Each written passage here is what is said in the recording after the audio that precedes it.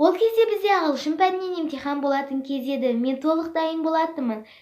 Емтихан басталып, мен парақтарды балаларға тапсыра бастадым. Мен 5 алатыныма сенімдедім, себебі мен түні бойы дайындалған болатынмын. Мен емтихан басталар алдында ылғи да көзілдірігімді сүртіп алатынмын. Бұл жолы бәрі ойдағыдай болмады. Менің көзілдірігім сынып қалды. Мен қатты жылағым келді, қиналдым, себебі менің көзім көзілдіріксіз көрмейтін еді. Мен есерімді білмедім. Мен бір жағынан қатты қобалжып отырдым. Сол кезде мен сыныптан атып шығып, мұғалімдарға барып айттым. Көмектесіңіздер, менің көзілдірігім сынып қалды дедім. Олар болса, мүмкін емтиханды келесі апта бірақ тапсырарсың деді. Бірақ мен келесі апта тапсыра алмайтын едім. Ол кезде менің экзаменім бар еді. Ойыншы көзілдіріксіз тапсырып көр деді де олар кетіп қалды.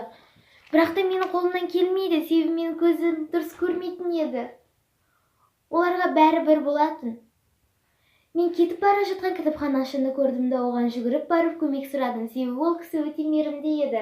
Ол менің көзілдірігімді скотчпен жабыстырып бермекші болды. Оның кітапханасына бардық.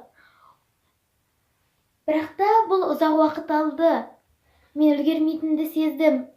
Ол жөндеп бергеннен кейін мен асығып бардым да экзаменімді тапсыра бастадым. Мен сыныпқа келіп, барлығын тез орындауға тырыстым, себебі уақыт аз қалған еді. Мен қатты қобалжыдым, әр ойым екіге бөлінді. Не істерімді де білмедім. Бірінші ойым маған былай деді: менің қолымнан мүлде келмейді, не істеймін, өте алмайтын болдым. Ал екінші ойым: жоқ, алға, сенің қолынан келеді деді. Мен көзілдірігімді қайта түсе берген соң қатты қиналдым, бірақ та мен тырыстым, барлығын тез орындауға тырыстым. Уақыт аз болғандықтан не істерімді білмедім. Мен жылағым келді, жыладым, бірақ та мен оны өткіздім. Мен енді жақсы баға алмайтыныма сенімдедім. Келесі ай, маусым. Мен сайтқа кіріп бағамды көрдім.